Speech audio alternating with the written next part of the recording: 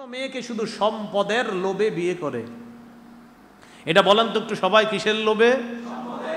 এভাবে না বলেন, শুধু সম্পদের লোভে। বলেন কি?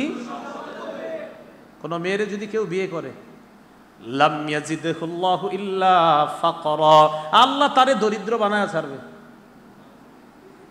আল্লাহ তার দারিদ্রতা বাড়ায় দিবে। দারিদ্র, কারণ ও তো সম্পদের আশায় এখন বিবিরটা শেষ করতে করতে করতে এখন নিজে ভিক্ষার ঝুলি নিয়ে হাঁটতেছে, আল্লাহ তাকে দরিদ্র বানায় ছাড়বে। আল্লাহ কথাগুলা বোঝার তৌফিক দান করেন।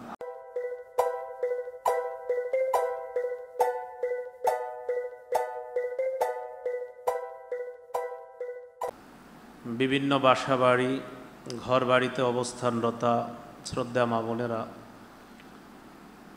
আল্লাহ পাক রব্বুল আলামিনের দরবারে শুকরিয়া আদায় করছি, আল্লাহ আমাদেরকে এই মাহফিলে উপস্থিত হওয়ার তৌফিক দান করেছেন বলে আলহামদুলিল্লাহ।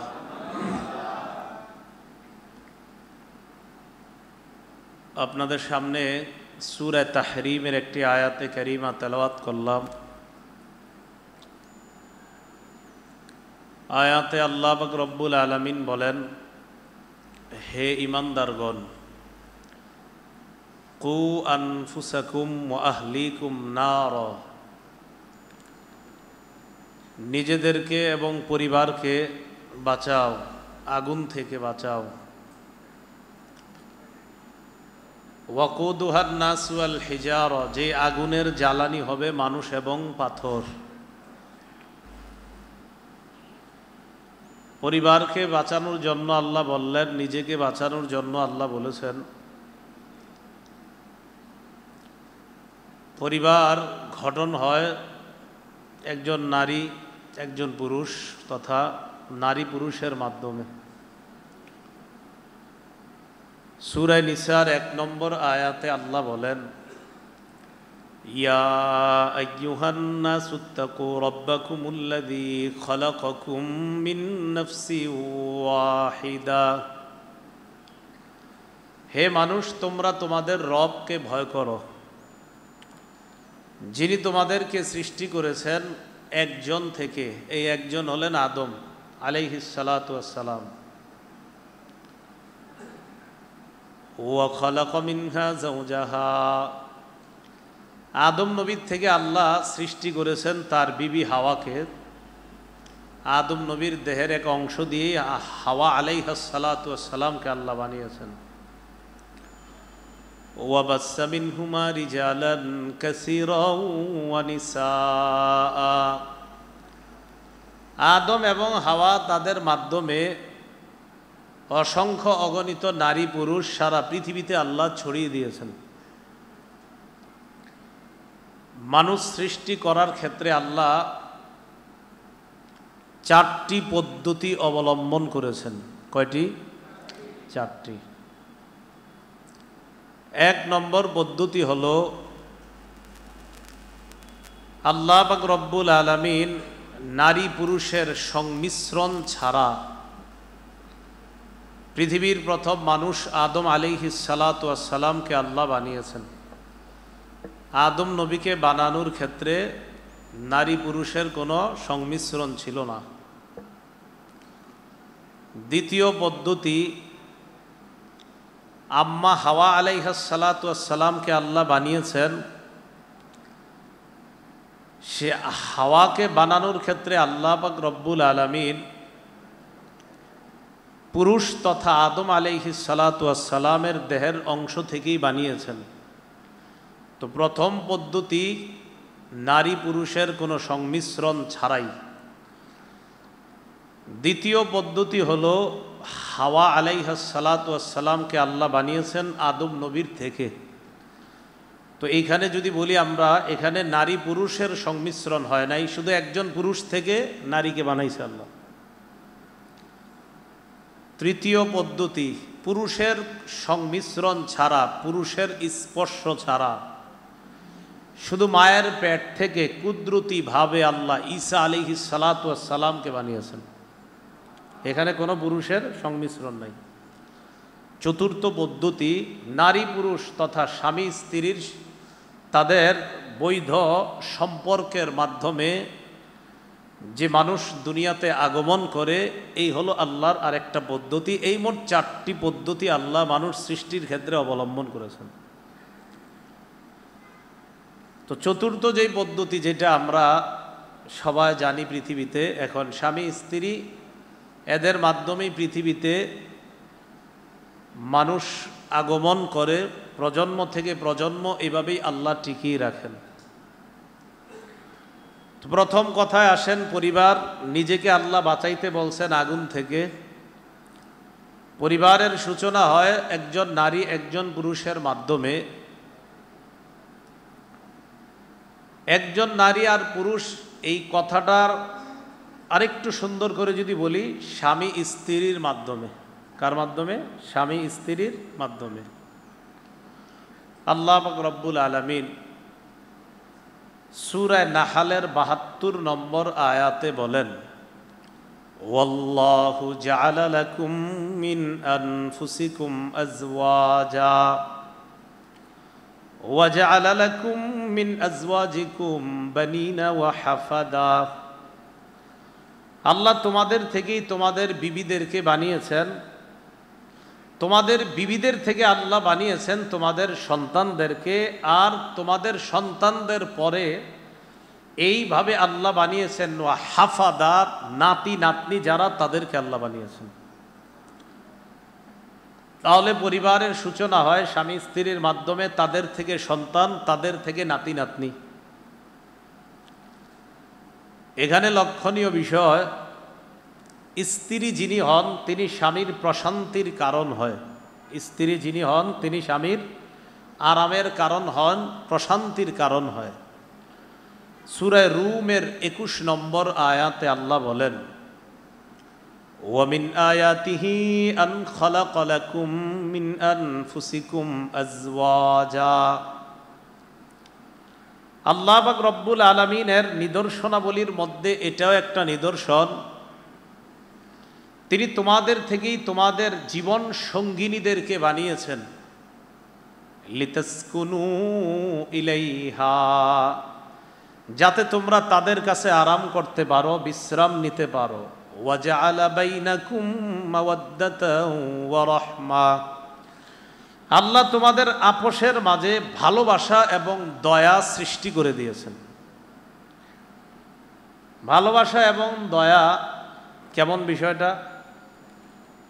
স্বামী স্ত্রীর যখন বয়স শুরুর দিকে, 20-এর পরে, 30, 35, 40, তখন তাদের মাঝে অধিক পরিমাণ ভালোবাসা কাজ করে। বয়স যখন 65-70 হয়ে যায়, তখন তাদের মাঝে দয়া বেশি কাজ করে। এই জন্য দেখবেন দাদা দাদিরে ছাড়া থাকতে চায় না। কেন থাকতে চায় না? আল্লাহ তাদের মাঝে কুদরতি দয়া সৃষ্টি করে দিয়েছেন।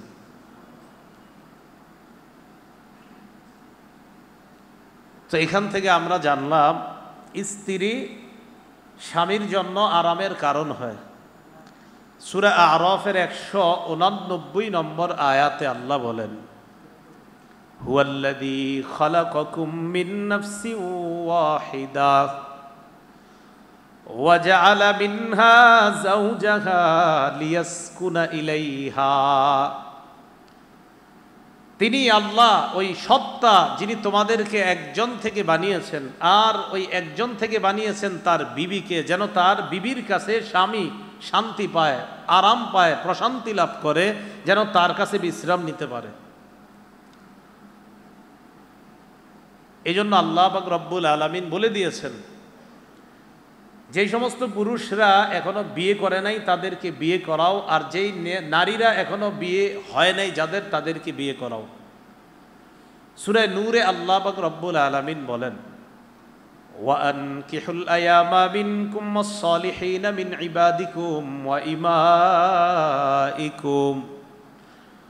তোমাদের মধ্যে যেই সমস্ত পুরুষদের স্ত্রী নাই, যেই সমস্ত নারীদের স্বামী নাই, তাদের বিয়ের ব্যবস্থা করো।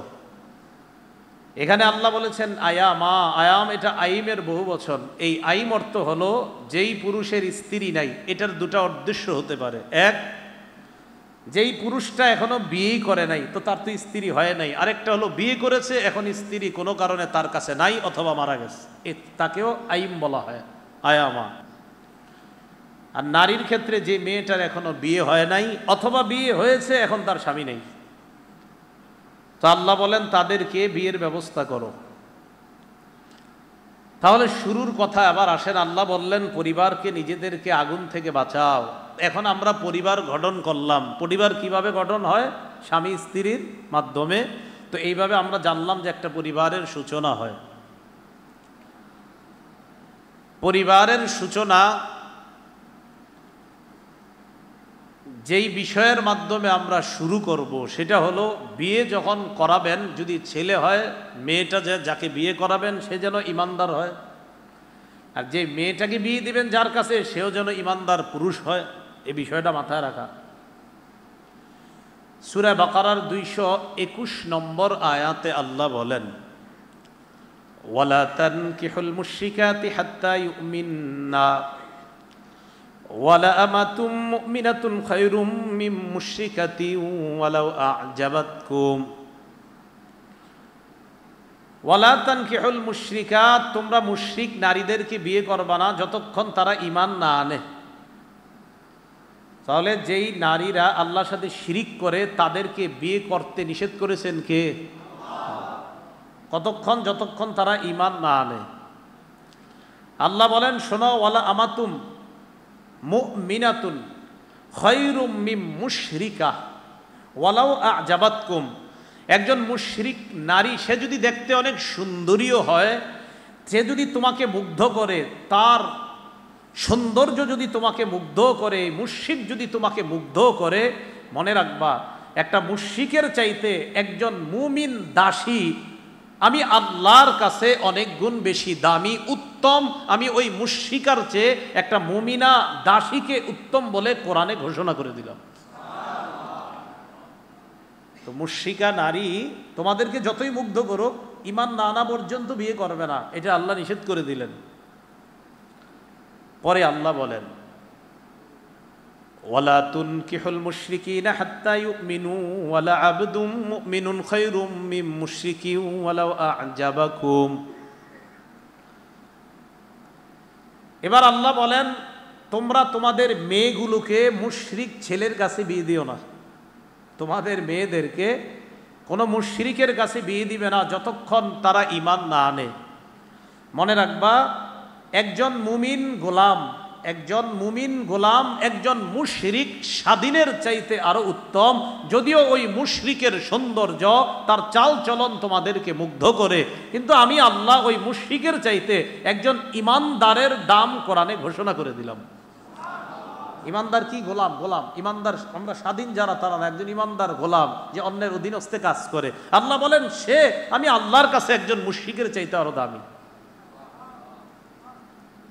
এখন আমাদের বর্তমান বাংলাদেশে খুব পরিমাণে এক দেশ থেকে আরেক দেশে বিভিন্ন টানে চলে যাচ্ছে আর বিভিন্ন টানে চলে আসছে। কি খবর হচ্ছে? খুব বেশি পরিমাণে। এই বিষয়গুলা খুব খেয়াল রাখা। তাহলে বলেন তো বিয়ের ক্ষেত্রে প্রথমে কি দেখব? ঈমান। বলেন কি দেখব? ঈমানদার কিনা, ছেলে ঈমানদার, মেয়ে ঈমানদার। মানে আমরা ইসলাম ধর্মে যারা আছি তাদের এটা দেখার। পরবর্তী লক্ষ্য, যদি মেয়েকে বিয়ে দেন দেখবেন ছেলেটা নেক কিনা, সৎ মানুষ কিনা। ঈমানদার তো হতেই হবে, পরে সৎ কিনা দেখব।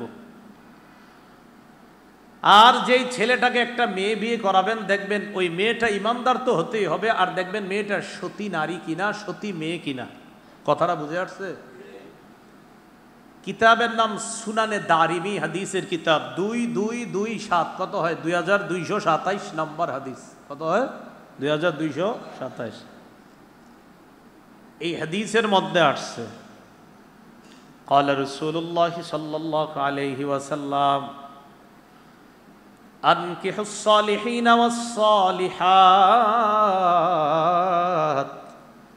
فما تبعهم فحسن। নবীজি বলেন দিনদার ছেলে আর দিনদার মেয়ের বিয়ের ব্যবস্থা তোমরা করো। শোনো, এই দিনদার ছেলে মেয়ের যে সন্তান দুনিয়াতে আসবে না, আমি নবী বলে দিলাম তারাও ভালো মানুষ হবে। নবীজি বললেন দিনদার ছেলে আর দিনদার মেয়ের বিয়ের ব্যবস্থা করো। এখানে আনকিহু বলছে মানে বিয়ে দিয়ে দাও। দিনদার ছেলের সাথে দিনদার মেয়েকে বিয়ে দাও, ওয়াস-সালিহাত, দিনদার মেয়ের সাথে দিনদার ছেলের বিয়ে দাও। ফামাত তাবিআহুম মিনহুম বা'দু, ফামাত তাবিআহুম বা'দু, তাদের যে সন্তানগুলা তাদের পরে দুনিয়াতে আসবে তাদের অনুসরণ করে আমি নবী আশাবাদী, ফা হাসানুন, তারা উত্তম ভালো মানুষ হবে। তাহলে প্রথমে জানলাম ইমানদার হতে হবে, এরপরে জানলাম সৎ মানুষ হতে হবে। এই জন্য রাসূলুল্লাহ সাল্লাল্লাহু আলাইহি সাল্লাম বলেন, যখন তোমাদের কারো কাছে প্রস্তাব আসে, যার ব্যাপারে প্রস্তাব আসে তার ব্যাপারে প্রধান দুইটা বিষয় খেয়াল করবা। বলেন কয়টা? দুইটা। আমার সাথে বলেন, এক নাম্বার দিন, বলেন দিন মানে দিনদারিতা। দুই নাম্বার চরিত্র। এক নাম্বার দিনদার কিনা, দুই নাম্বার সৎ চরিত্রের অধিকারী কিনা। তিরমিজি শরীফের 1085 নম্বর হাদিস। এই হাদিসের মধ্যে আসছে, ক্বালা রাসূলুল্লাহ সাল্লাল্লাহু আলাইহি ওয়াসাল্লাম, ইযা জাআকুম মান তারদাউনা দীনাহু ওয়া খুলুকা ফানকিহুহু। নবীজি বলেন, তোমাদের কাছে যদি এমন কারো প্রস্তাব আসে যার দিনদারিতা এবং যার চরিত্রের ব্যাপারে তোমরা সন্তুষ্ট, মনে করেন আপনাদের ঘরে প্রস্তাব আসছে, তো আসার পর তার ব্যাপারে যাচাই করে দেখছেন যে এই ছেলেটা দিনদার আর এই ছেলেটার চরিত্র ভালো, নবীজি বলেন ফানকিহু, আমি নবী বলে দিলাম তার কাছে বিয়ে দিয়ে দাও। কি করে দাও? বিয়ে দিয়ে দাও, যদি দেখো তার চরিত্র ভালো আর তার দিনদারিতা আছে। ইল্লা তাফআলুহু তাকুন ফিতনাতুন ওয়া ফাসাদ। নবী বলেন, দিনদার ছেলে পাওয়ার পরে, সৎ চরিত্র ছেলে পাওয়ার পরেও যদি বিয়ে না দাও, বড় ফিতনা হবে আর বড় মুসিবত হবে, অনেক ফাসাদ সৃষ্টি হবে। দিনদারিতা পাইলা, সৎ চরিত্রের অধিকারী পেয়েও যদি বিয়ে না দাও, মনে রাখবা বড় ফিতনা হতে পারে, বড় ফাসাদ হতে পারে। বিয়ে দিয়ে দাও।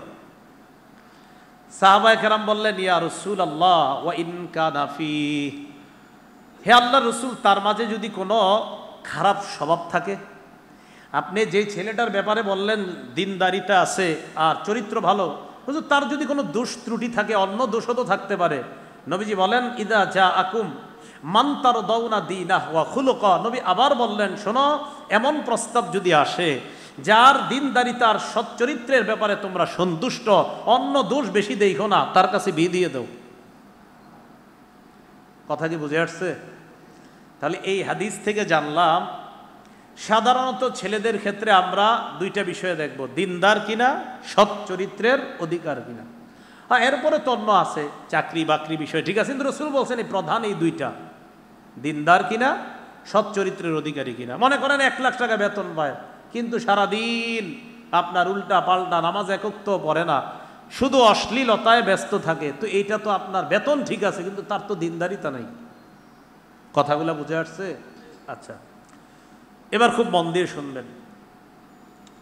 মেয়েদের ক্ষেত্রে রাসূলুল্লাহ সাল্লাল্লাহু আলাইহি সাল্লাম বলেন, 4টি গুণ দেখে মেয়েদেরকে বিয়ে দেওয়া হয়, বিয়ে করা হয়। কয়টা গুণ দেখা? 4টা। এতটুকু শুই নেই কিন্তু আপনি মনে মনে বলে ফেলেন না, তাহলে তো হইলই না। পুরা আলোচনাটা শুই নেন যে 4টা হলেই হবে নাকি আরো কথা আছে। সহিহ বুখারীর বর্ণনা 5090 নম্বর হাদিস। এই হাদিসের মধ্যে আসছে, قال رسول الله صلى الله عليه وسلم تنكح المرأة أربع تنكح المرأة لأربع। রাসূলুল্লাহ সাল্লাল্লাহু আলাইহি সাল্লাম বলেন, মেয়েকে বিয়ে করা হয়, নারীকে বিয়ে করা হয় 4টি গুণ দেখে। বলেন কয়টি? 1 নাম্বার লিমালিহা, সম্পদ। কি দেখে? এই জন্য তো যৌতুক চায় নাকি? যেহেতু সম্পদ দেখতে বলছে নবীজি, তাই যৌতুক চাবেন নাকি? বলেন তো, যৌতুক মেয়ের পরিবার থেকে কি স্বেচ্ছায় দেয় নাকি মনের কষ্ট থেকেই দেয়? রাসূলুল্লাহ সাল্লাল্লাহু আলাইহি সাল্লাম বলেন, আলা লা তাজলিমুন, শোনো তোমরা জুলুম করবা না। লা ইয়াহিল্লু মালু ইমরিইম মুসলিম, কোন মানুষের সম্পদ কারোর জন্য বৈধ হবে না, ইল্লা বিতিবি নাফসি, যতক্ষণ সে এটা মন থেকে না দিবে এই সম্পদ বৈধ হবে না। এই জন্য মনে রাখবেন, জোর কইরা দান নেওয়াও জায়েজ নেই। জোর কইরা দান কারো কাছে চাইলেন, আপনি বললেন না আপনি 1 লাখ দিতেই হবে, এটা হলো মহব্বতের বাধ্য, অনেকে মহব্বত করলে উনি দিয়ে দেয়, আরেকটা হলো না বেচারায় দিতে চায় না, আপনি বাধ্য করতেছেন, ঠিক না, এটা বিতিবি নাফসি হয় নাই, তার মন থেকে দেয় নাই, মন থেকে না দিলে তো ঝামেলা হবে, মন থেকে দিতে হবে। এই জন্য আমরা যারা দান করি অনেক সময় কি করি, বাধ্য করলে বেচারায় শর্মে দেখা যায় বেশি দেয়। মনে রেখেন, ওনার যদি নিয়ত থাকে 500, শর্মে উনি যদি দেয় 10,000, এর মাঝে 9,500 ওনার মন ছিল না, আপনি জোর করছেন। আল্লাহ হেফাজত করেন। রসুল বলছে জুলুম করো না। এখন আসেন, রসুল্লাহ সাল্লাল্লাহু আলাইহি সাল্লাম বললেন 4 জিনিস দেখে বিয়ে করতে। লিমালিহা, সম্পদ। 2 নাম্বার ওয়ালি হাসাবিহা, বংশ। 3 নাম্বার ওয়া জামালিহা, সৌন্দর্য। এই 3টা সবাই দেখে, সম্পদ, বংশ, সৌন্দর্য। চতুর্থ আরেকটা তো বলছে নবীজি, এতটুকু শোনেন, ওয়ালিদিনিহা, দিনদারিতা দেখবা। ফাজফার বিজাতিদ্দিন, তুমি দিনদারিতাকে প্রাধান্য দিয়ে, দিনদার মেয়েটাকে বিয়ে করে তুমি সৌভাগ্যবান হয়ে যাও। তারিবাত ইয়াদাক, তুমি যদি দিনদারিতা প্রাধান্য না দাও, অন্যগুলা শুধু প্রাধান্য দাও, সম্পদ দেখলা, বংশ দেখলা, সৌন্দর্যতা দেখলা, আর দিনদারিতা যদি তুমি না দেখো, তোমার 2 হাত ধুলোই দূষরিত হোক, তুমি ধ্বংস হও। তাহলে মূল কোনটা বলেন, মূল কোনটা? এবার এর বিপরীতে আরেকটা হাদিস শোনেন। ক্বালা রাসূলুল্লাহ সাল্লাল্লাহু আলাইহি ওয়াসাল্লাম, মান তাযাওয়াজা ইমরাআতান লিইজ্জিহা লাম ইয়াজিদহুল্লাহু ইল্লা যুল্লা। কোন পুরুষ কোন মেয়েকে যদি, কোন ছেলে কোন মেয়েকে যদি সম্মানের আশায় বিয়ে করে, শুধুমাত্র এই আশা যে এই মেয়েটাকে বিয়ে করলে আমার অনেক মান সম্মান হবে, কারণ আমার শ্বশুরের বড় স্ট্যাটাস আছে, মর্যাদাওয়ালা শ্বশুর, আমার শ্বশুরের 5টা বাড়ি আছে, মানে শুধু তার এতটুকুই নিয়ত যে আমার মান সম্মান অনেক বেশি হবে, রসুল বলেন আল্লাহ তাকে লাঞ্ছিত করে ছাড়বে। শুধু নিয়ত হলো আপনার ইজ্জত, শুধু কি নিয়ত? অন্য দিনদারিতা এগুলা বাদ, খালি একটু নিয়ত, রসুল বলেন আল্লাহ তাকে বেইজ্জতি করে ছাড়বে। ওয়ামান তাযাওয়াজাহা লিহাসাবিহা, কেউ যদি কোনো মেয়েকে বিয়ে করে শুধু বংশীয় মর্যাদার কারণে, অমুক বংশের কন্যা, বা শুধু এই নিয়ত, তার দিনদারিতা থাক না থাক কোনো ব্যাপার না, অমুক বংশের তো নবীজি বলেন শুধু বংশীয় বিষয়টা দেখে বাস বিয়ে করে ফেলছে। ইল্লা লাম ইয়াজিদহুল্লাহু ইল্লা দানা, আল্লাহ তাকে মানুষের সামনে নিচু কইরা ছেড়ে দিবে, মানুষের সামনে আল্লাহ তাকে নিচু বানায়া দিবে, কারণ সে তো বড়, শুধু বড় হওয়ার ইচ্ছায় বংশ দেখে বিয়ে করছে, আল্লাহ তাকে নিচু বানাবে। এরপরে নবী বলেন ওয়ামান তাযাওয়াজাহা লিমালিহা, কেউ যদি কোনো মেয়েকে শুধু সম্পদের লোভে বিয়ে করে, এটা বলেন তো একটু সবাই, কিসের লোভে? শুধু সম্পদের লোভে। বলেন কি? কোন মেয়েরে যদি কেউ বিয়ে করে, লাম ইয়াজিদহুল্লাহু ইল্লা ফাকরা, আল্লাহ তারে দরিদ্র বানায়া ছাড়বে,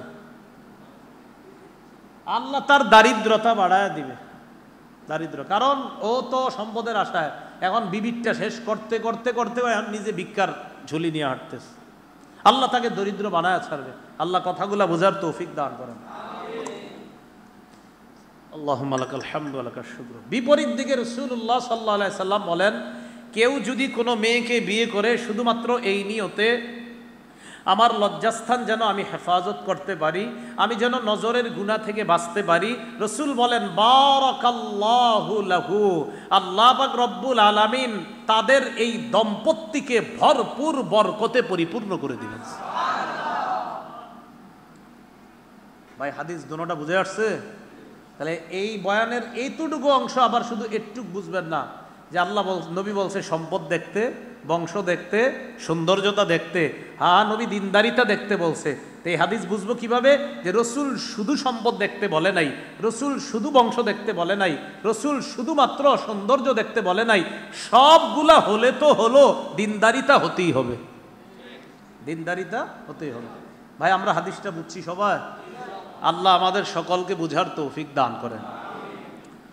তাহলে এবার পাত্রী নির্বাচনের ক্ষেত্রে কি বুঝলাম? যে পাত্রীরাও যেন দিনদার হয়, যারা বিয়ে করেন নাই তাদেরকে আল্লাহ দিনদার পাত্রীর ব্যবস্থা করে দেবে।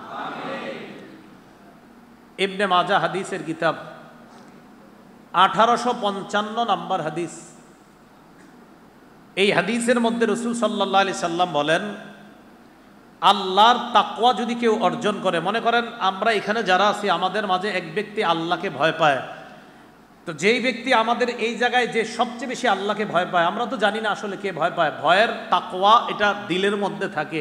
এখানে আমাদের মাঝে কার তাকওয়া বেশি এটা জানেন কে? আল্লাহ। তো আল্লাহ এটা আসলে বেশি জানেন। এই জন্য তো এই যে আপনার কোরবানির আলোচনায় আবরার ভাই যে আলোচনা করলেন, সূরা হজের 37 নম্বর আয়াতে আছে, লা ইয়ানালুল্লাহু লুহুমুহা, আল্লাহর কাছে কোরবানির প্রাণীর গোশত যায় না, ওয়ালা দিমাউহা, রক্ত পৌঁছে না, ওয়ালাকি ইয়ানালুহুত তাকওয়া মিনকুম, তোমাদের কার দিলে কি পরিমাণ তাকওয়া, এই তাকওয়া আল্লাহর কাছে পৌঁছে যায়। তাহলে বলেন তো তাকওয়া কোথায় থাকে? কলবে। বলেন কোথায় থাকে? তো এখানে আমাদের কার কলবে তাকওয়া কম বেশি এটা জানেন কে? আর আল্লাহ কি বলে জানেন? ইন্না আকরামাকুম ইনদাল্লাহি আতকাকুম, তোমাদের মাঝে ওই ব্যক্তি সবচেয়ে বেশি সম্মানিত যে তোমাদের মাঝে সবচেয়ে বেশি আমি আল্লাহকে ভয় করে।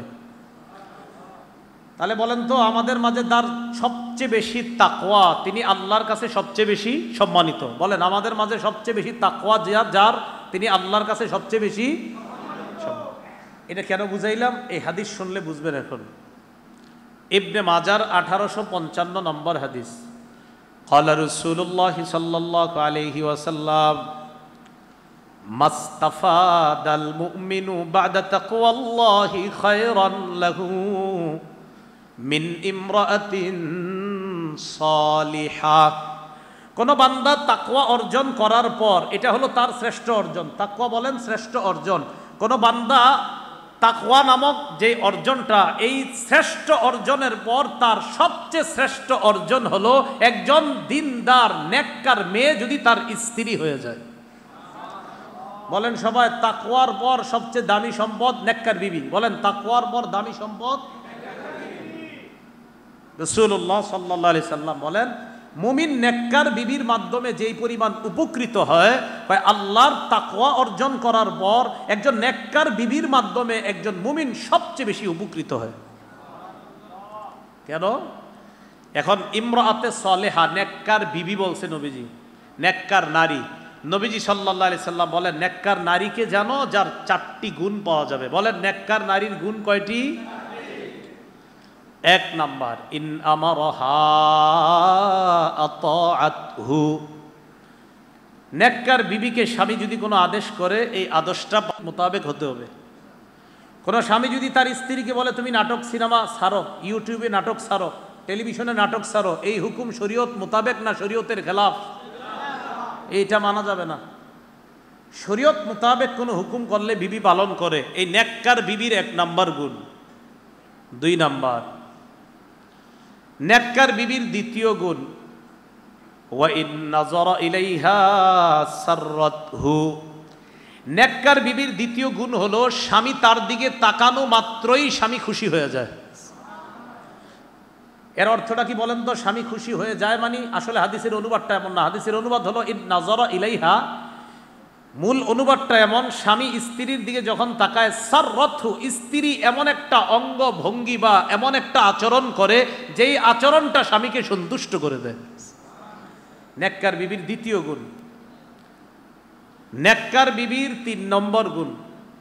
এখন মনে করেন এক ব্যক্তি অফিস থেকে সারাদিন অফিস কইরা সকাল 8টায় গেছে, মাগরিব পইরা বাসায় ঢুকছে, ঢুকার পরে স্ত্রী এমন এক আচরণ করছে, এই বেচারার মেজাজ যা ছিল আরো চেচ্ছে।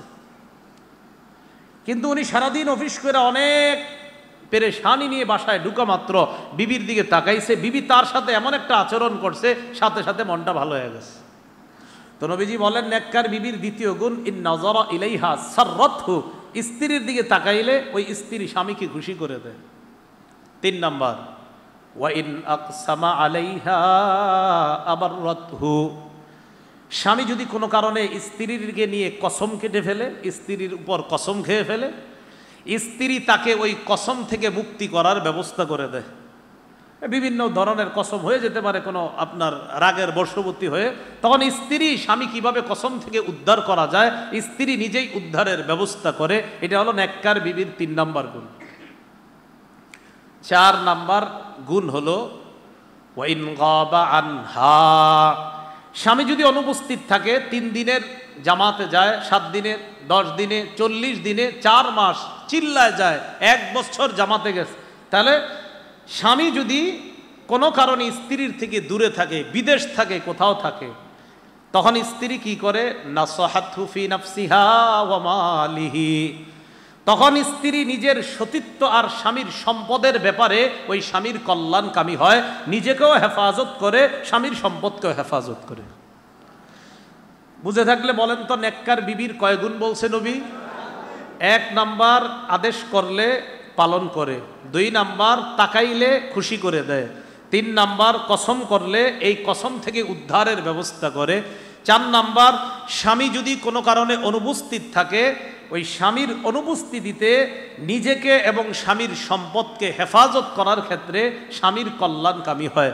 আল্লাহ যারা এখনো বিয়ে করেন নাই তাদেরকে যেন এই জাতীয় একটা মেয়ের ব্যবস্থা করে দেন।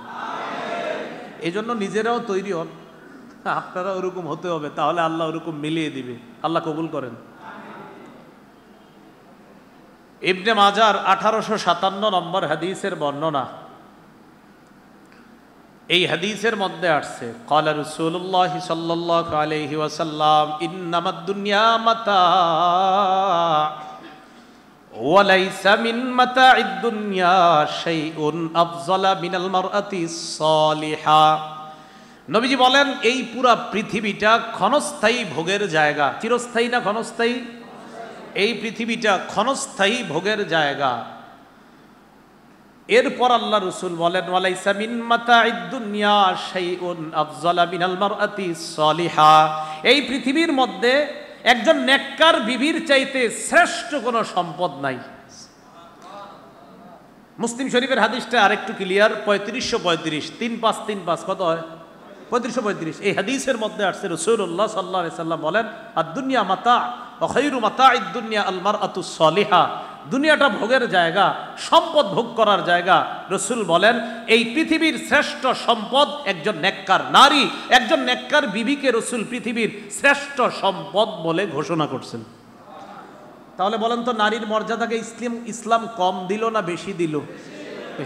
অথচ আমাদের অনেক মা বোনরা ইচ্ছা করে নিজেরা নিজেদের মর্যাদা কমায় আর নিজেদেরকে এমনভাবে অন্যের সামনে উপস্থাপন করে, পোশাক আশাক অশ্লীলতা আর বেহায়াপনার সয়লাভ এমনভাবে নিজেদেরকে করতে চায় যে অশ্লীলতা আর বেহায়াপনারা তারা একটা শিল্পের পর্যায়ে নিয়ে যেতে চায়।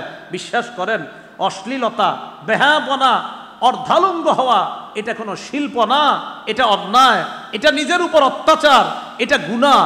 এর মাধ্যমে পৃথিবীতে বংশ পরম্পরা যে তৈরি হওয়ার একটা বৈধ পন্থা আছে, এই বৈধ পন্থার পরিবর্তে যার সন্তান তৈরি হওয়ার একটা শুধুমাত্র পায়তারা, চারদিক থেকে পাশ্চাত্য অসভ্যতা আমাদের এই নারীদের মাধ্যমে করতে চায়। কারণ এইভাবে বেহায়াপনার মতো যখন চলবে নারীরা, তখন আপনার এটা বৈধ পন্থায় যে পৃথিবীতে একটা মানব সম্পদ বাড়ার একটা প্রক্রিয়া আছে, এই প্রক্রিয়া ব্যাহত হয় কখন? যখন এই বৈধ পন্থাটা অবৈধ পন্থায় রূপান্তরিত হয়। আল্লাহ আমাদের এই সমাজের নারী পুরুষ সকলকে হেফাজত করেন। এই বিষয়ে আর কথা বলছি না, এই বিষয়ে আমার বয়ান আছে, লম্বা বয়ান, যে বৈধ আর অবৈধ সম্পর্ক কারে কয়। রমজানের আগে মনে হয় সম্ভবত, রমজানের একদিন আগে এই বয়ানটা কোথায় জানি করছিলাম, লম্বা আলোচনা, যে বৈধ সম্পর্ক কোনটা আর অবৈধ সম্পর্ক কোনটা। আল্লাহ আমাদের সকলকে সমস্ত বৈধতার মধ্যে, সব বৈধ জিনিসের মধ্যে থাকার তৌফিক দান করেন। তাহলে একজন নেককার নারী পৃথিবীর শ্রেষ্ঠ সম্পদ। তো পৃথিবীতে নেককার নারী পুরুষের মাধ্যমে একটা পরিবার গঠন যখন হবে, তাদের সন্তানগুলা নেক হবে। এখন কথা হলো, আপনার নেক বিবির জন্য আপনার কি করণীয়? আমাদের করণীয় হলো দোয়া করা। বলেন কি করা? দোয়া করা। আল্লাহ পাক রব্বুল আলামিন আমাদেরকে দোয়া শিখিয়ে দিয়েছেন, রব্বানা আতিনা ফিদ দুনিয়া হাসানা ওয়া ফিল আখিরাতি হাসানাতাও ওয়া কিনা আযাবান নার। আল্লাহ দুনিয়াতে কল্যাণ দেন, এই কল্যাণ দ্বারা সমস্ত কল্যাণ উদ্দেশ্য। মুফাসসিরিনে কেরামের কেউ কেউ লিখেছেন এই হাসানা দ্বারা উদ্দেশ্য দুনিয়ায় নেককার সুন্দরী স্ত্রী যেন আল্লাহ আপনাকে মিলিয়ে দেন। এই বুঝছেন নি বুড়াটা, শুধু সুন্দরী না নেককার সুন্দরী? হ্যাঁ, নেককার সুন্দরী। তো এটা হলো একটা দোয়া, এটা করা। তো এই দোয়া করা, বিয়ে করার আগে ইস্তেখারা করবেন। যারা এখনো বিয়ে করেন না, ইস্তেখারা করা। বলেন কি করা? ইস্তেখারা। সহিহ ইবনে হিব্বান নামে হাদিসের একটা কিতাব আছে, এই কিতাবের 4040 নম্বর হাদিস, মানে 4040। কত হয়? 4040। আরে 4040 না, 4040। হ্যাঁ, এরকমই তো। এই হাদিসের মধ্যে আসছে আবু আইয়ুব আনসারী রাদিয়াল্লাহু তাআলা আনহুর বিয়ের প্রস্তাব আসছে, মানে ওনার বিয়ের কথাবার্তা চলতেছে, নবীজির কাছে গেছে। যেমন আপনাদের অনেকে যখন বিয়ে করবেন মসজিদের ইমাম সাহেব, খতিব সাহেবদের কাছে পরামর্শ নিতে আসেন না, এরকম। তো নবীজির কাছে গিয়ে জানাইছে, হুজুর আমার তো বিয়ের কথাবার্তা চলতেছে, আমি কি করব? রাসূলুল্লাহ সাল্লাল্লাহু আলাইহি সাল্লাম বললেন, প্রথম কাজ হলো তুমি বিয়ের ব্যাপারটা গোপন রাখো। কি বললেন? বিয়ের ব্যাপারটা বাস গোপন রাখো। আমারে বলছো। এখান থেকে বোঝা যায় আপনি আপনার উস্তাদ বা মসজিদের ইমাম খতিব, যার ব্যাপারে আপনার এতটুকু বিশ্বাস আছে যে হুজুর ব্যাপারটা কাউকে বলবে না, এমন একজন আলেমকে জানাইতে পারেন। কথার কথা। নবীজি তার সাহাবী আবু আইয়ুব আনসারী রাদিয়াল্লাহু তাআলা আনহুকে বললেন, প্রথম কথা বিষয়টা গোপন রাখো। দ্বিতীয় কথা বললেন, তুমি ওযু করবা। ওযু করার পর যেই কয় রাকাত নামাজ পড়ো, নামাজ পড়বা, নফল নামাজ পড়বা। পড়ার পর তুমি আল্লাহর কাছে একটা দোয়া করবা, আল্লাহুম্মা ইন্নাকা তাকদিরু ওয়া লা আকদিরু। এটা সহিহ ইবনে হিব্বানের বর্ণনা, বুখারীতে আছে, আল্লাহুম্মা ইন্নী আস্তাখিরুকা বিইলমিক ওয়া আস্তাকদিরুকা বিকুদরাতিক। তো যাই হোক, এটার অনুবাদ হলো আল্লাহুম্মা ইন্নাকা তাকদিরু ওয়া লা আকদির। আল্লাহ আপনি সক্ষম, আমি অক্ষম। বলেন সবাই, আল্লাহ আপনি সক্ষম, আমি অক্ষম। ওয়া তা'লামু ওয়া লা আ'লামু। আল্লাহ আপনি জানেন, আমি জানি না। ওয়া আনতা আল্লামুল গুয়ুব। আল্লাহ আপনি অদৃশ্যের সব খবর রাখেন। এরপরে আল্লাহকে তুমি এই কথাটা বলবা, আল্লাহুম্মা ইন কুনতা তা'লামু আন্না ফি ফুলানা তুসাম্মিহা বিইসমিহা। তুমি বলবা, আল্লাহ আপনি যদি অমুকের মধ্যে, এটা বইলে আবার নবী বলছে ওই জায়গায় মেয়ের নামটা তুমি বলবা।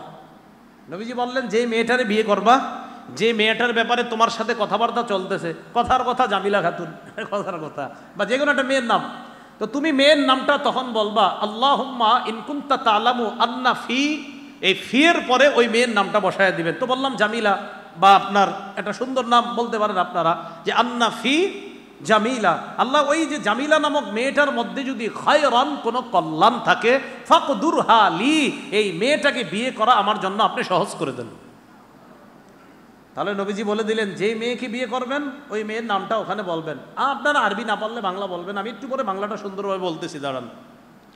আর আরবিটা যদি পারেন মুখস্থ করে নেবেন, আল্লাহুম্মা ইন্নাকা তাকদিরু, আল্লাহ আপনি সক্ষম, ওয়ালা আকদিরু, আমি অক্ষম, ওয়া তা'লামু, আপনি জানেন, ওয়ালা আ'লামু, আমি জানি না, ওয়া আনতা আল্লামুল গুয়ুব, আপনি অদৃশ্যের সব খবর রাখেন। আল্লাহুম্মা ইন কুনতা তা'লামু আন্না ফি ফুলানা, এই ফুলানার জায়গাটায় একটা মেয়ের নাম বসাবেন, যে মেয়েটাকে আপনার বিয়ের কথা চলতেছে। আল্লাহ অমুক মেয়ের মধ্যে যদি খায়রান লি, অমুককে বিয়ে করার মাঝে যদি আমার জন্য কল্যাণ থাকে, ফাকদুরহা লি, তাকে বিয়ে করা আমার জন্য সহজ করে দেন। এরপরে কি বলবেন? ওয়া ইন কানা গায়রুহা খায়রান লি, আল্লাহ এই মেয়ের মাঝে যদি আমার জন্য কল্যাণ না থাকে, এই মেয়ে ছাড়া যদি অন্য কোনো মেয়ের মাঝে আমার জন্য কল্যাণ থাকে, ফাকজিলি, আল্লাহ ওই অন্য মেয়েটার ব্যবস্থা করে দেন, আর এখান থেকে আমাকে হেফাজত করেন। এবার বাংলাটা শুনেন, আল্লাহ আপনি সক্ষম, আমি অক্ষম, আল্লাহ আপনি জানেন, আমি জানি না। যারা বিয়ে করবেন বাংলায় যারা এভাবে বলবেন আল্লাহকে, আল্লাহ আপনি অদৃশ্যের সব খবর রাখেন। আল্লাহ অমুক এলাকার অমুকের ওই কন্যা যার সাথে আমার বিয়ের কথা চলছে বা এরকম প্রস্তাব আসছে, তার মাঝে, তাকে বিয়ে করার মাঝে যদি আমার জন্য কল্যাণ থেকে থাকে, তাকে বিয়ে করা আমার জন্য সহজ করে দেন। আর যদি এখানে অকল্যাণ থাকে, এর পরিবর্তে যেই মেয়ের মাঝে আমার জন্য কল্যাণ আছে অমর মেয়েটাকে আমার জন্য ব্যবস্থা করে দেন, আর এখান থেকে আমাকে উদ্ধার করেন, হেফাজত করেন। ব্যাস, কি মনে থাকবে না কথাটা? সোজা বাংলা, আল্লাহ এই মেয়ের মাঝে কল্যাণ থাকলে বিয়ের ব্যবস্থা করে দেন, কল্যাণ না থাকলে আমার এখান থেকে উদ্ধার করেন। অন্য মেয়ে যার মাঝে কল্যাণ আছে ওই মেয়ে আমার জন্য ব্যবস্থা করেন। এ দুটুকু মনে থাকবে নি? তো সহজ। আর পুরা বাংলাটা যদি পারেন তো সহজ। এ হলো ইস্তেখারা। তবরানি নামে হাদিসের একটা কিতাব আছে। এই কিতাবের ৭,২১২ নম্বর হাদিস, ৭,২১২, ৭,২১২। এই হাদিসের মধ্যে আসছে, কোন ব্যক্তির জীবনে যদি 4টি জিনিস দেওয়া হয়, আমাকে আপনাকে আমাদের এই জায়গার কাউরে যদি 4টা জিনিস দেওয়া হয়, তাকে কেমন জানি দুনিয়ার সমস্ত কল্যাণ দেওয়া হলো। তাহলে আজকে থেকে চলেন পরীক্ষায় নেমে যে আমরা কয় জিনিস? 4 জিনিস। ক্বালা রাসূলুল্লাহ সাল্লাল্লাহু আলাইহি ওয়াসাল্লাম আরবাউন মান উ'তিয়াহুন্না উ'তিয়া খায়রাদ দুনিয়া ওয়াল আখিরাহ। নবীজি বলেন, যাকে 4টি জিনিস দেওয়া হবে তাকে দুনিয়া আখিরাতের সমস্ত কল্যাণ দেওয়া হয়েছে। ও শুধু দুনিয়ার না, দুনিয়া আখিরাতের।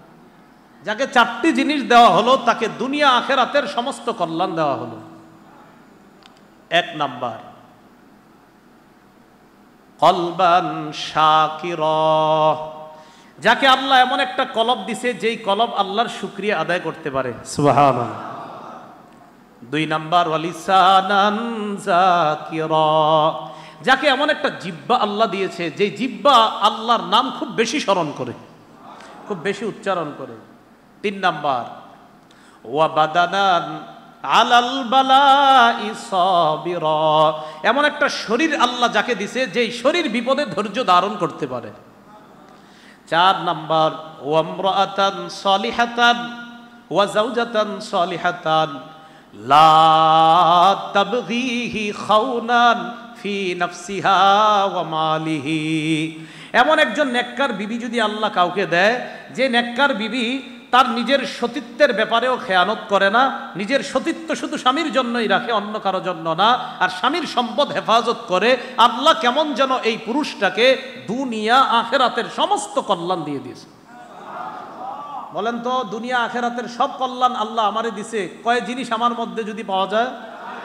বুঝতে পারবেন নি? 1 নাম্বার কলব, যে কলব শুকরিয়া আদায় করে। 2 জিহ্বা, যে জিহ্বা আল্লাহর জিকির করে। 3 শরীর, যে শরীর বিপদে ধৈর্য ধারণ করে। 4 নেককার বিবি, যে নিজেকে হেফাজত করে, স্বামীর সম্পদ হেফাজত করে। এবার আপনারা বলেন, 1 নাম্বার কেমন কলব? 2 নাম্বার জিহ্বা, যে জিহ্বা জিকির করে। 3 নাম্বার শরীর, যে শরীর ধৈর্য ধারণ করে। 4 নাম্বার নেককার বিবি। অতএব আজকে থেকে এই 4টা দোয়া বেশি বেশি করবেন। কি দোয়া করবেন? আল্লাহ আপনি আমারে শুকরিয়া আদায় করার মতো একটা কলব দেন, আল্লাহ জিকির করার মতো আমার জিহ্বা দেন, আল্লাহ ধৈর্য ধারণের মতো আমার শরীর দেন, আর একজন নেককার বিবি আমারে মিলায় দেন। আল্লাহ কথাগুলা বোঝার তৌফিক দান করেন। আসেন পূর্বের কথায়, দুনিয়ার দিনদার পরিবার গঠন হবে কয়জনের মাধ্যমে? দিনদার নারী পুরুষের মাধ্যমে, স্বামী স্ত্রীর মাধ্যমে। তো আল্লাহ বলছেন সূরা তাহরিমে, হে ইমানদাররা, নিজেদেরকে আর পরিবারকে জাহান্নামের আগুন থেকে বাঁচাও। আচ্ছা বলেন তো, দিনদার পরিবার যখন হবে, এই পরিবারটাই তো জাহান্নামের আগুন থেকে বাঁচার জন্য সহায়ক হবে, এটা জান্নাতি পরিবার হবে। একটা কিতাব আছে, নাম বাইহাকি শরীফ। কি নাম? এই কিতাবের 4471 নম্বর হাদিস।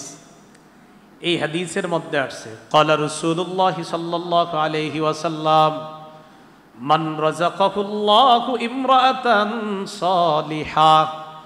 আল্লাহ যদি কাউকে নেককার বিবি দান করেন, ভাইও আপনারা এখনো যারা বিয়ে করেন নাই, খুব দোয়া করি আল্লাহ নেককার বিবি মিলিয়ে দেন। রাসূল বলেন, যাকে আল্লাহ নেককার বিবি দিয়েছেন, কেন বললাম দেখেন, আ'নাহু আলা শাত্রি দীনিহি, আল্লাহ তার দিন অর্ধেক পালন করা সহজ করে দিয়েছেন। যদি কারো নেককার বিবি হয়ে যায় তো বুঝতে হবে তার ধর্ম পালন অর্ধেক আল্লাহ সহজ করে দিচ্ছে। বলেন তো, নেককার বিবি মানি পাওয়া মানে কি? ধর্ম পালন অর্ধেক সহজ, বাকি আছে কটুক আর অর্ধেক। নবী বলেন, ফাল্লাত্তাকিল্লাহ ফিশ শাত্রিস সানি, বাকি অর্ধেকের ব্যাপারে আল্লাহকে ভয় করো, বাস পুরোপুরি হয়ে গেল। নেককার বিবি পাইলা তো অর্ধেক ধর্ম পালন সহজ হয়ে যাবে, কারণ তোমার নেককার বিবি কখনো ফজর নামাজে তোমারে বাধা দিবে না, জোহরে বাধা দিবে না, আসর এশা মাগরিবে তোমাকে বাধা দিবে না, হজ করতে বাধা দিবে না, জাকাত দিতে বাধা দিবে না, সৎকা করতে বাধা দিবে না। তোমার নেককার বিবি দুনিয়ার যত নেক কাজ এগুলো করতে তোমাকে বাধা দিবে না। তাই ধর্ম পালন অর্ধেক তোমার সহজ হয়ে গেল, বাকি অর্ধেকের ব্যাপারে আল্লাহকে ভয় করো, বাস তুমি পুরা দিনটা কমপ্লিট হয়ে যাবে। প্রিয় শঙ্করবাসী, কথাগুলো কি বুঝছেন? আচ্ছা, তাহলে দিনদার নারী পুরুষের মাধ্যমে দুনিয়ার জীবন শুরু করা। মুসনাদে আহমদ হাদিসের কিতাবের 144 নম্বর হাদিস। এই হাদিসের মধ্যে আসছে ক্বালা রাসূলুল্লাহ সাল্লাল্লাহু আলাইহি ওয়াসাল্লাম মিন সাআদাতি ইবনি আদামা সালাসা ওয়া মিন শিকওয়াতি ইবনি আদামা সালাসা। আদম সন্তানের সৌভাগ্যের লক্ষণ তিনটা, আদম সন্তানের হতভাগা হওয়ার লক্ষণ তিনটা। বলেন, সৌভাগ্যের লক্ষণ, হতভাগার লক্ষণ। আরেক হাদিসে আছে চারটা। সৌভাগ্যের লক্ষণ চারটা, হতভাগা হওয়ার লক্ষণ চারটা। তো যেহেতু হাদিসে চারটা আছে তো বেশিটাই কই আমরা, কি বলেন? এক হাদিসে আসছে তিনটা, আরেক হাদিসে চারটা। তো তিনটা শোনা ভালো না চারটা? চারটাই শুনি আমরা। চারটা কি কি? এক নাম্বার আলমারআতুস সলিহা, নেককার নারী। দুই নাম্বার আল মাসকানুস সলিহ, ভালো বাড়ি। তিন নাম্বার আল মারকাবুস সলিহ, সচল গাড়ি। সচল গাড়ি মানে ভালো গাড়ি। তাহলে নেককার নারী, ভালো বাড়ি, ভালো গাড়ি। চার নাম্বার আল জারুস সলিহ, নেককার প্রতিবেশী। কোনো ব্যক্তির যদি নেককার নারী থাকে, সুন্দর একটা বাড়ি থাকে হালাল টাকায়, এটি তো সুন্দর বাড়ি মানে হালাল টাকায়। তিন নাম্বার ভালো একটা গাড়ি চলার মতো আরামদায়ক চলতে পারে। চার নাম্বার ভালো একজন প্রতিবেশী। রসুল বলেন, আমি তোমারে দুনিয়াতেই সৌভাগ্যবান পুরুষ বলে ঘোষণা করলাম। আর চারটা বিষয় হতভাগা হওয়ার লক্ষণ। এক নাম্বার আলমারআতুস সু, খারাপ নারী। ফজরের পর থেকে শুরু হয় টেপ রেকর্ড বাজানো, একদম ঘুমের আগে গিয়ে শেষ হয়। আপনি ঘুমাইলেই বুঝেন আল্লাহ বাঁচাইছে। কথার কথা, আমাদের মা বোনরা যেন এমন না হয়। তো এক নাম্বার খারাপ নারী। দুই নাম্বার আল মাসকানুস সু, খারাপ বাড়ি। তিন নাম্বার আল মারকাবুস সু, অচল গাড়ি। চার নাম্বার আল জারুস সু, খারাপ প্রতিবেশী। তাহলে হতভাগা হওয়ার লক্ষণ কয়টা? চারটা। খারাপ প্রতিবেশী। আল্লাহ আমাদের সকলকে যেই চারটা বিষয় সৌভাগ্যবান হওয়ার লক্ষণ, এই চারটা যেন আল্লাহ দুনিয়াতে আমাদেরকে দান করেন। আর যারা বর্তমানে আমরা বৈবাহিক জীবনে আছি তাদের পরিবারগুলো যেন আল্লাহ সুন্দর বানায় দেন। এতক্ষণ পর্যন্ত যা বললাম সেটা হলো আদর্শ পরিবার গঠন করলাম আমরা। একজন নেককার, একজন দিনদার নারী পুরুষের মাধ্যমে আদর্শ পরিবার গঠন হলো। গঠন হওয়ার পর এরপর আপনার আমাদের সন্তান দুনিয়াতে আসবে, প্রজন্ম থেকে প্রজন্ম এইভাবেই দুনিয়ার সিস্টেমটা চলতে থাকবে। তো আল্লাহ আমাদেরকে লক্ষ্য করে বলছি, ইমানদাররা, আমি আল্লাহ তোমাদেরকে সম্পদও দিব, সন্তানও দিব, তবে এই সম্পদ আর সন্তান তোমাদেরকে যেন আখেরাত ভুলাইয়া না দেয়। বলেন, সম্পদ সন্তান যেন আমাদেরকে আখেরাত ভুলাইয়া না দেয়। সূরা বানী ইসরাঈলে আল্লাহ বলেন, ওয়া আমদাদনাকুম বিআমওয়ালিহি ওয়া বানিন, আমি তোমাদেরকে সাহায্য করলাম সম্পদ দ্বারা আর সন্তান দ্বারা। সূরা মুনাফিকুনে আল্লাহ বলেন, ইয়া আইয়ুহাল্লাযীনা আমানু লা তুলহিকুম আমওয়ালুকুম ওয়ালা আওলাদুকুম আন যিকরিল্লাহ। হে ঈমানদারগণ, তোমাদের সন্তান, তোমাদের সম্পদ তোমাদেরকে যেন আল্লাহর জিকির থেকে বিমুখ করে না দেয়, গাফেল করে না দেয়, অলস করে না দেয়। তাহলে সন্তান সম্পদ যেন আমাদের জাহান্নামের কারণ না হয়, সন্তান সম্পদ যেন আমাদের জান্নাতের কারণ হয়। এজন্য রাসূলুল্লাহ সাল্লাল্লাহু আলাইহি সাল্লাম মুসলিম শরীফের 2958 নম্বর হাদিস, আমাদের মাদ্রাসার পাঠ্যপুস্তক অনুসারে এই হাদিসের মধ্যে রাসূল সাল্লাল্লাহু আলাইহি সাল্লাম বলেন, ও যারা পকেটে মোবাইল রাখেন এই মোবাইল অনুযায়ী হবে 5172 নম্বর হাদিস, যদিও এটা আন্তর্জাতিক নাম্বার না, সারা ওয়ার্ল্ডে এটা ফলো করা হয় না। আমাদের মাদ্রাসার পাঠ্যপুস্তকের যে নাম্বারটা এটাই ওয়ার্ল্ডে ফলো করা হয়। রাসূলুল্লাহ সাল্লাল্লাহু আলাইহি সাল্লাম বলেন, ইয়াকুলু ইবনু আদম মালি মালি, আদম সন্তান কয় আমার সম্পদ আমার সম্পদ। ওয়াহাল্লাকা মিন মালিকা ইবনা আদম ইল্লা মা আকালতা ফাআফনাইতা আও লাবিসতা ফাআবলাইতা আও তাসাদদাকতা ফাআমজাইতা।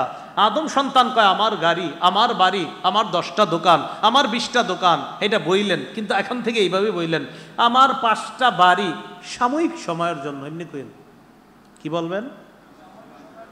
নাকি আপনি চিরস্থায়ী বাড়ি 5টা কেউ কইতে পারলে বলেন, আমারে লেখা দেন যে হুজুর আমি চিরস্থায়ীভাবে এই 5 বাড়ির মালিক, মানে আপনি মরবেন না আর কোনোদিন, এরকম লেখা দেন।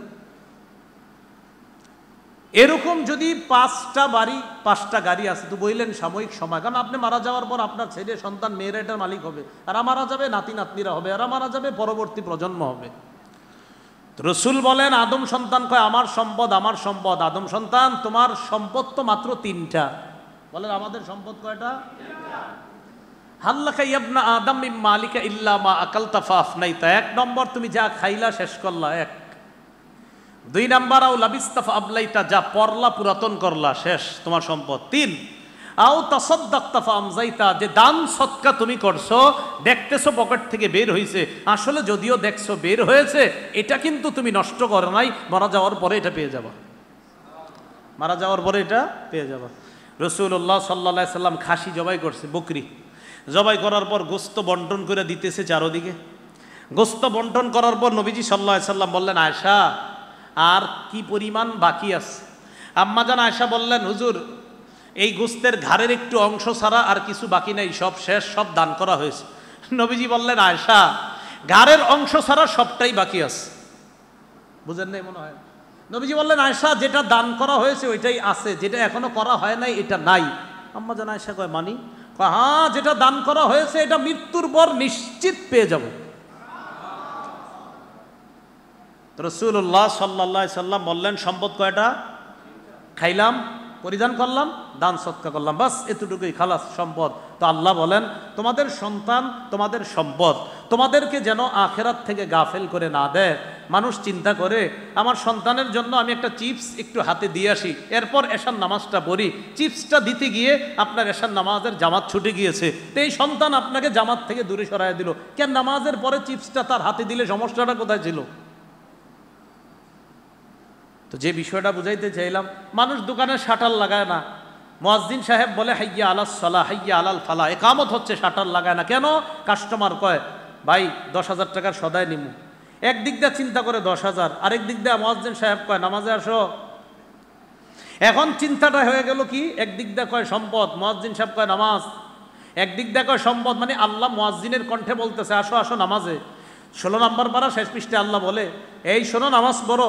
নবী আপনি পরিবারকে নামাজের কথা বলেন, নাহনু নারজুকুকা, আমি আল্লাহ আপনাদেরকে রিজিক দেই, লা নাসআলুকা রিজক, আমি তোমাদের থেকে রিজিক চাই না, নাহনু নারজুকুকা, আমি আল্লাহ তোমাদেরকে রিজিক দেই। আচ্ছা বলেন তো নামাজের সাথে রিজিকের সম্পর্ক কি? আল্লাহ নামাজের কথা বলার পর রিজিকের কথা কেন বললেন? খুব মন দিয়ে বুঝছেন।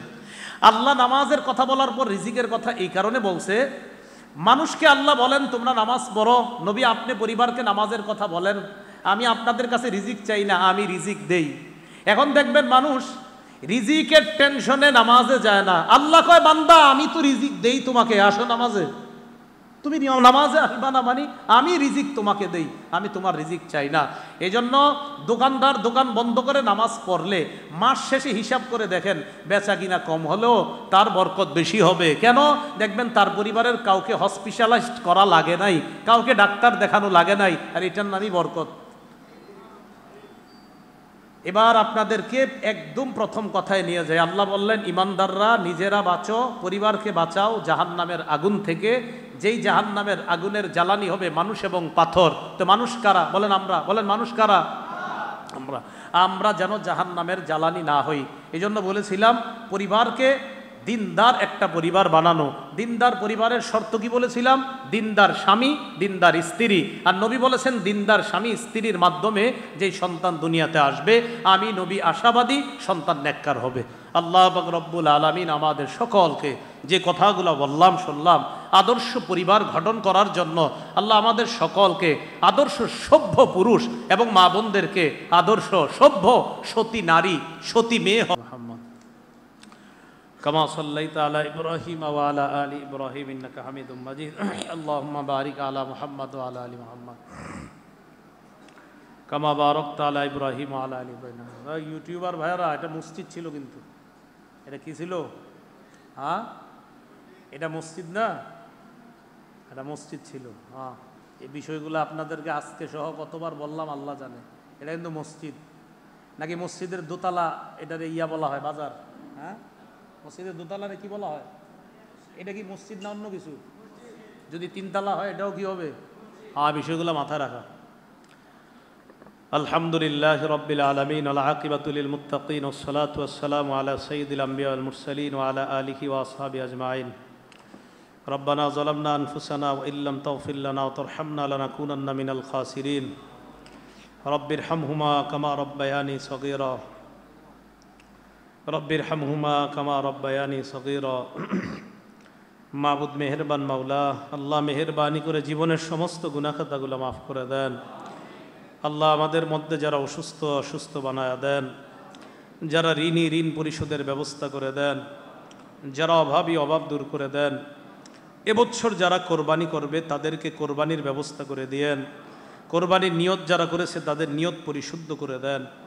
আল্লাহ হালাল টাকায় কোরবানি করার তৌফিক দান করেন। শরিক যারা হবে আল্লাহ তারাও যেন হালাল টাকায় শরিক হয় তৌফিক দান করেন। মানুষকে দেখানোর জন্য যেন কোরবানি না হয় এমন কোরবানি করার তৌফিক দান করেন। বিশুদ্ধ নিয়ত, হালাল টাকা, শরীয়ত মোতাবেক লৌকিকতা মুক্ত যেন কোরবানি করতে পারি তৌফিক দান করেন। আল্লাহ আমাদেরকে আপনি মাফ করে দেন। আল্লাহ জিলহজ মাসে এবছর যারা কোরবানির নিয়ত করেছে তারা যেন জিলহজে যে আমলগুলো আছে, চুল না কাটা, নখ না কাটা, এই আমলগুলো যেন সবাই করতে পারি তৌফিক দান করেন। জিলহজের প্রথম 9টা রোজা আমাদেরকে রাখার তৌফিক দান করেন। 9 জিলহজের রোজাটা রাখার তৌফিক দান করেন। আল্লাহ জিলহজ মাসে বেশি বেশি নফল এবাদত, ফরজের পাশাপাশি বেশি বেশি নফল এবাদত যেন করতে পারি তৌফিক দান করেন। আল্লাহ আমাদের দোয়া আপনি কবুল করেন। 9 জিলহজ ফজর থেকে 13ই জিলহজ আসর পর্যন্ত তাকবীরে তাশরিকের যে আমল, আমরা পুরুষরা যেন একবার উঁচু আওয়াজে, মা বোনরা যেন নিম্ন আওয়াজে এই আমলটা প্রতি ওক্তে করতে পারি, স্মরণ করতে পারি তৌফিক দান করেন। আল্লাহ দারুল উলুম এই মাদ্রাসাকে আপনি কবুল করে নেন। দারুল উলুম অর্থ হলো এলেমের ঘর, এলেমের বাড়ি। আল্লাহ এই মাদ্রাসাটাকে আপনি এলেমের বাড়ি হিসাবেই কবুল করে নেন। আল্লাহ এই মাদ্রাসাকে ধানমন্ডি শঙ্করবাসীর জন্য হেদায়েতের মার্কাজ বানায়া দেন। পুরা বাংলাদেশের হেদায়েতের মার্কাজ বানায়া দেন। সারা বিশ্বের হেদায়েতের মার্কাজ বানায়া দেন। আল্লাহ আমাদের দোয়া আপনি কবুল করেন। আল্লাহ যারা বৈবাহিক জীবনে আছি আল্লাহ আমাদের প্রত্যেকের বৈবাহিক জীবন ভরপুর বরকত দান করেন। আল্লাহ বৈবাহিক জীবনে শান্তি রাহাত দান করেন। এখনও আমার যে ভাইয়েরা বিয়ে করে নাই, যে বোনদের এখনও বিয়ে হয় নাই মাওলা, তাদেরকে একটা দিনদার সুন্দর একটা পরিবার গঠনের জন্য তারা উভয়ে যেন দিনদার হয়ে নিজেদেরকে প্রস্তুত করতে পারে তৌফিক দান করেন। আল্লাহ আমাদেরকে আপনি মাফ করে দেন। আল্লাহ আমাদেরকে আপনি মাফ করে দেন। আমাদের মধ্যে যারা অসুস্থ বানায় দেন, যারা ঋণী ঋণ পরিশোধের ব্যবস্থা করে দেন। আল্লাহ এই মাদ্রাসার উস্তাদ ছাত্র সকলকে আপনি কবুল করে নেন। যে মসজিদে আমরা আলোচনা করলাম শুনলাম, এই মসজিদের ইমাম, খতিব, মুয়াজ্জিন, মুসল্লি, মুতাওয়াল্লি, মসজিদের দায়িত্বশীল, মুতাআল্লিকিন, মুহিব্বিন এবং যারা 5 ওয়াক্ত সালাতে অংশগ্রহণ করে এলাকাবাসী সকলকে আপনি কবুল করে নেন। আল্লাহ আপনার কাছে একটা বিশেষ আবদার, আজকে আমি যাদের সামনে বসলাম, যারা আমার সামনে বসছে মাওলা, তাদের সাথে আবার জান্নাতে দেখা করায়া দিয়েন। আল্লাহ মহাব্বতের নিয়তে ইসলামের কিছু কথা বলছি মাওলা, এই কথাগুলো আমি সহ আমরা সবাই যেন পালন করতে পারি তৌফিক দান করেন। আল্লাহ যেইভাবে গুছিয়ে কথাগুলো বলা দরকার ছিল, যেইভাবে বললে তারা বুঝতে পারতো, আমি ওইভাবে বলতে পারি নাই মাওলা। আল্লাহ আমার দায়িত্ব ছিল বলা, এবার আপনি সকলকে সঠিক বুঝ দিয়ে দিয়েন মাওলা। আল্লাহ না বুঝাইতে পারাটা এটা আমার অযোগ্যতা মাওলা। আল্লাহ আপনি তো সক্ষম, আমরা তো অক্ষম মাওলা। আল্লাহ আজকে যেই কথাগুলা বলছি মাওলা, এই কথাগুলা আমরা এখানে যারা আছি আর যারা মাইকের আওয়াজ যারা সবাই শুনতেছে মাওলা, সকলকে কথাগুলা হৃদয়ঙ্গম করার তৌফিক দান করেন। আল্লাহ আমাদের দোয়া আপনি কবুল করেন। সন্তানদেরকে মা বাবার অনুগত বানায় দেন। আল্লাহ সন্তানগুলা যেন মাদকের ছোঁয়ায় যেন নষ্ট না হয়ে যায়, ইলেকট্রনিক মিডিয়ার থাবায় যেন নষ্ট না হয়ে যায়। আল্লাহ মেয়েগুলা, ছেলেগুলা, ইয়াং জেনারেশনগুলা যেন আল্লাহ অশ্লীলতা আর বেহায়াপনার উন্মোদনায় তারা যেন নিজেদের জীবনটাকে বিলিয়ে না দেয়। আল্লাহ তারা যেন ইসলামী আদর্শে, ইসলামী সভ্যতায় নিজেদেরকে আদর্শবান, নিজেদেরকে সভ্য ভদ্র হিসাবে প্রতিষ্ঠিত করতে পারে তৌফিক দান করেন। আল্লাহ আমাদের দোয়া আপনি কবুল করেন। আল্লাহ এই জায়গায় অনেক ওলামায়ে কেরাম হাত তুলেছে, সাধারণ মুসল্লিরা হাত তুলেছে মাওলা। আল্লাহ আমি বিশ্বাস করি এখানে কে আপনার সবচেয়ে প্রিয় বান্দা এটা আপনি ভালো জানেন। আল্লাহ আল্লাহ কে সবচেয়ে বেশি মুত্তাকি এটা আপনি জানেন। ওই মুত্তাকি মানুষটা আমাদের সাথে হাত তুলছে মাওলা, ওই মানুষটার দিকে তাকায় আমাদের দোয়াগুলো আপনি কবুল করে নেন। আল্লাহ নিঃসন্তান দম্পতিকে আপনি সন্তানের ব্যবস্থা করে দেন, আমাদের দোয়া আপনি কবুল করে নেন। মাবুদ মেহেরবান মাওলা, এবছর যারা হজ করার জন্য এখন হারামাইন শরীফাইনে অবস্থান করতেছে মাওলা, আল্লাহ নিয়ত পরিশুদ্ধ করে সহি সালেমে যেন হজ সম্পাদন করতে পারে তৌফিক দান করেন। আল্লাহ এখনো যারা যাবে, যাওয়ার অপেক্ষায় আছে মাওলা, তারা যেন নিরাপদে যেতে পারে তৌফিক দান করেন। আল্লাহুম্মা সাল্লি ওয়া সাল্লিম ওয়া বারিক আলা মুহাম্মদ। সুবহানা রাব্বিকা রাব্বিল ইজ্জাতি আম্মা ইয়াসিফুন ওয়া সালামুন আলাল মুরসালিন। আলহামদুলিল্লাহি রাব্বিল আলামিন। আমিন। আসসালামু আলাইকুম।